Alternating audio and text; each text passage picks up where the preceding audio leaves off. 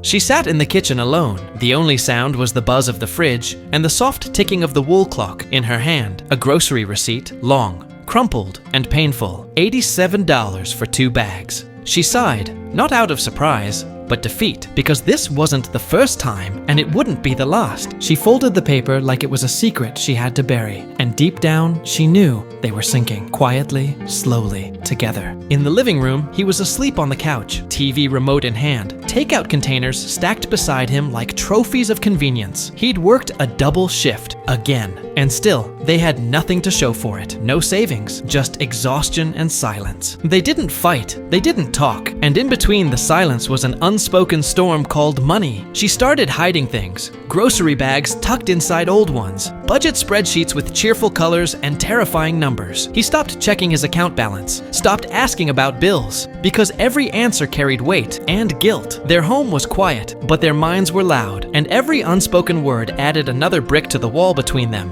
One night, over microwaved leftovers, she asked gently, "Did you order food again?" He replied without looking up, "Yeah, we were out of milk, and I was late." That was it, the sentence. It wasn't loud, but it cut, because behind it was the truth. They were living paycheck to paycheck, and still pretending everything was fine. Friday night. She came back from the store with heavy bags and a heavier heart. Dropped the receipt on the counter, just a bit louder than necessary, he noticed. "Was that all for the week?" she snapped. "It's for 2 days, because nothing lasts anymore." And just like that, it broke. Voices raised. "You spend like we have a backup plan, and you act like I don't care. You never want to be part of the budget, because you never let me in." The yelling stopped. What followed was worse, silence. The kind that feels like something just ended. Not a moment, not a fight, but something deeper. She went to bed without a word. He stared at the fridge, the same one that once held wedding invites, now covered with debt notices and discount coupons. The next morning, there were no apologies, just coffee and her laptop. She opened the budget spreadsheet and slid it toward him without a word. He looked. For the first time,